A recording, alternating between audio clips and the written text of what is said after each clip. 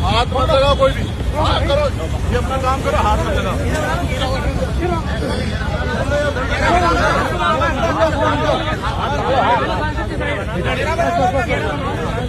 अभी आप अपनी स्क्रीन पे जिस वीडियो को देख रहे थे, ये वीडियो किसी फिल्म का सीन नहीं था। ये वीडियो एक ऐसे नेता का है जो एक लड़की को इंसाफ दिलवाने के लिए उत्तर प्रदेश के मेरठ तो आना चाहता था, लेकिन अचानक से पुलिस बीच में आती है और आने के बाद इस इंसान को रोक देती है। अब जैसे ये वीडियो सोशल मीडिया पे वायरल हुआ, लोगों ने सवाल उठाना शुरू किया कि आखिर उस दलित लड़की के साथ क्या हुआ था, इंसाफ का पूरा मामला क्या है, और आखिर क्या उत्तर प्रदेश की पुलिस गलती कर रही है या फिर जानबूझ के इसमें राजनीतिकरण किया जा रहा है। जब ये तमाम सवाल सोशल मीडिया पे वायरल हुए, तब मुझे लगा कि शायद इसके बारे में आपको डिटेल में समझाया जाए कि आखिर ये पूरा मामला है क्या। दरअसल ये पूरा मामला उत्तर प्रदेश के मेरठ में एक थाना लगता है, सरधना थाना, वहां से जुड़ा हुआ था। सरधना थाना क्षेत्र में एक गांव है जिसका नाम है कपसड़ा, और इसी कपसड़ा गांव में 8 जनवरी साल 2026 की वो तारीख थी जब एक लड़का जिसका नाम था पारस राजपूत अपने दोस्तों के साथ एक लड़की जिसका नाम था रूबी और उसकी मां सुनीता के ऊपर हमला करता है। पहले तो उस लड़की को किडनैप करने की कोशिश करता है, लेकिन बाद में जब उसकी मां ने विरोध किया तो किसी धारदार हथियार से उस मां के ऊपर हमला किया। उसके बाद उस महिला को, उस लड़की को अपने साथ पकड़ के जबरदस्ती गाड़ी में बैठा के किडनैप करके लेके चला जाता है। अब वो मां चिल्लाती है, चीखती है, उसके बाद आसपास के तमाम लोग आते हैं। आने के बाद सुनीता को हॉस्पिटल लेके जाया जाता है, लेकिन हमला इतना खतरनाक था कि वो महिला हॉस्पिटल पहुंचते पहुंचते अपना दम तोड़ देती है। अब जैसे ही वो महिला अपना दम तोड़ती है, तो चूंकि जो महिला मारी गई वो एक दलित समाज से थी और साथ ही मारने वाला जो शख्स था वो राजपूत समाज से था, इस वजह से अगड़ा बनाम पिछड़ा की राजनीति यहाँ पे शुरू हुई। फौरन तमाम लोग यहाँ पे इकट्ठा होने के बाद प्रोटेस्ट शुरू किया जाता और सभी लोग एक गुहार लगा रहे थे कि जिस हिसाब से यहाँ पे एक दलित महिला को टारगेट करके मारा गया, उसके साथ इंसाफ होना चाहिए। अब इंसाफ की दुहाई यहाँ पे तमाम लोग दे रहे थे।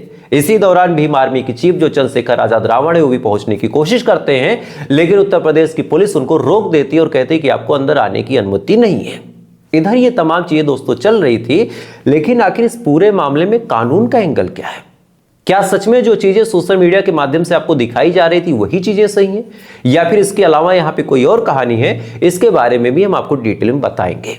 दरअसल जब उस लड़के पारस राजपूत को गिरफ्तार किया गया, फोन को उसके सर्विलांस पे लगा के उसको जब पकड़ा गया, तब पारस राजपूत ने अपनी पूरी कहानी बताई और उसकी बताई कहानी के हिसाब से रूबी जिसको किडनैप किया गया और पारस राजपूत दोनों एक दूसरे के साथ पढ़ाई करते थे।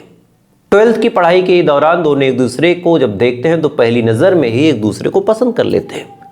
पसंद करने के बाद दोनों एक दूसरे के साथ जीने मरने की कस्में खाने लगते हैं। कई बार एक दूसरे से मिलने जुलने के दौरान ये दोनों स्कूल पहुंच भी नहीं पाए। नतीजा ये हुआ कि स्कूल वालों ने देखा कि एक लड़की एक लड़के के प्यार में पागल होके या फिर एक लड़का एक लड़की के प्यार में पागल होके स्कूल के उस डिसिप्लिन को खराब कर रहा है, तो फिर उन्होंने इन दोनों को ही टीसी यानी ट्रांसफर सर्टिफिकेट पकड़ा के स्कूल से इनका नाम काट दिया। इसके बावजूद भी दोनों का प्यार जब परवान चढ़ने लगा तो गांव वालों में इसके बारे में खबर फैल गई। गांव वाले जब इस खबर के बारे में जानते हैं, तो जानने के बाद सबसे पहले दोनों के घर वालों को इत्तला करते हैं और बताते हैं कि चूंकि दोनों अलग अलग जातियों से हैं, इस वजह से दोनों की ना तो शादी हो सकती है, ना ही एक दूसरे का कोई भविष्य है, और अगर अंतर जातीय विवाह हुआ तो ये समाज में एक अलग मैसेज भेजेगा। इसी के बाद दोनों के परिवार वालों ने अपने अपने बच्चों के लिए अलग अलग अपनी ही जाति में रिश्ता देखना शुरू किया। इत्तफाकन रूबी का रिश्ता इसी अप्रैल महीने में फिक्स हो जाता है और यह कहा जाता है कि इसी अप्रैल महीने में रूबी की शादी एक लड़के से हो जाएगी। जैसे ये बात पारस को पता चली, पारस काफी दुखी हुआ। दुखी होने के बाद उसने रूबी से कहा कि क्या किया जाए। अब ये बात जब रूबी से पूछी गई, तब रूबी ने कहा कि काम करो, तुम मुझे भगा ले चलो। ये बात जैसे ही रूबी सुनती है, सुनने के बाद जब ये जवाब देती है, तब पारस ने एक प्लान बनाया और प्लान के तहत पूरे मामले को अंजाम दिया गया। सबसे पहले रूबी अपनी मां को लेके खेत की तरफ निकलती है। जैसे ही खेत की तरफ निकलती है, फौरन वहां पे पारस आता है। आने के बाद रूबी से कहता है कि गाड़ी में बैठो। जैसे ही रूबी से कहा जाता है कि गाड़ी में बैठो, फौरन रूबी की मां जो सुनीता थी वो विरोध करना शुरू करती है, और जैसे ही विरोध करना शुरू करती है, फौरन जो रूबी है वहां से जाने की कोशिश करने लगती है। इसी दौरान जो पारस था एक धारदार हथियार उठाता है और रूबी की मां जो सुनीता थी उसके ऊपर वार करता है, और इस वार में रूबी की मां जो सुनीता थी उसको गंभीर चोटें आती हैं और इस वजह से सुनीता की मौत हो जाती है। अब यह मामला सोशल मीडिया पे जब वायरल हुआ तो किसी ने इस पे कहा कि यह अगड़ा बनाम पिछड़ा की लड़ाई है, किसी ने इस पे कहा कि यह दलितों के ऊपर होने वाला अत्याचार है, किसी ने कहा कि राजपूत समाज के लोग इतने बढ़ गए हैं कि आज भी वो दलितों को पैर की जूती समझते हैं। इसी बीच राजनीतिक पार्टियां भी इसमें अपना अपना फायदा ढूंढने की कोशिश करते हैं, जिससे वहां के जो मौजूदा विधायक थे उनकी और पुलिस वालों के बीच झड़प भी हो गई। इसी बीच नगीना के सांसद मौके पे पहुंचे, उन्होंने भी पुलिस वालों के साथ कहा कि हमको जाने दो, तो पुलिस वालों ने मना किया। इसी बीच वो पैदल चलने लगे, जब वो पैदल चलने लगे तो पुलिस वालों ने उनको रोकने की कोशिश की। इसी बीच वो बाइक पे बैठ के भागते नजर आए। हालांकि अभी तक वो मेरठ के उस सरदना थाना क्षेत्र में पहुंच के परिवार वालों से नहीं मिल पाए। खैर, ये तो कहानी का एक पहलू था, लेकिन इस पूरे मामले में पुलिस वालों की भी लापरवाहियां नजर आई हैं। जैसे परिवार वालों को बिना इत्तला किए पोस्टमार्टम करवा दिया गया। परिवार वालों को बिना जानकारी में, बिना संज्ञान में लिए परिवार वालों का आरोप है कि उनकी घर की जो महिला थी सुनीता, उनका पोस्टमार्टम करवाया गया। पोस्टमार्टम में और सारी चीजें आ सकती थी, लेकिन वो चीजें आई नहीं। साथ ही परिवार वालों की डिमांड थी कि हम अंतिम संस्कार नहीं करेंगे, लेकिन इस पे भी पुलिस वालों ने जब मानमनौवल की तो फिर 4 महत्वपूर्ण शर्तों के साथ अंतिम संस्कार किया गया। इसमें से पहली शर्त ये थी कि परिवार ने अपनी एक महिला को खोया है, साथ ही उनकी एक बेटी को भगा के उनकी इज्जत का मानमर्दन किया गया है। इस वजह से उस परिवार को एक सरकारी नौकरी दी जाए। साथ ही दूसरी डिमांड ये थी कि चूंकि उस परिवार में आर्थिक स्थिति बड़ी कमजोर है, इस वजह से उस परिवार को कम से कम 50 लाख रुपए मुआवजे दिए जाएं।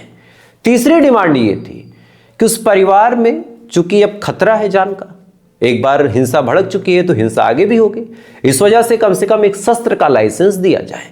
और चौथा और सबसे इंपॉर्टेंट कि उस परिवार की जिस बच्ची को अगवा किया गया है उसको सकुशल बरामद करके परिवार वालों के हवाले किया जाए।